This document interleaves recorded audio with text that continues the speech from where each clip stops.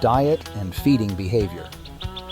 Common gallinules are omnivorous, feeding on a varied diet of aquatic plants, seeds, insects, snails, and small fish. They forage by walking on floating vegetation or swimming, often picking food from the water's surface. Unlike coots, they may also climb shrubs to reach berries or other vegetation.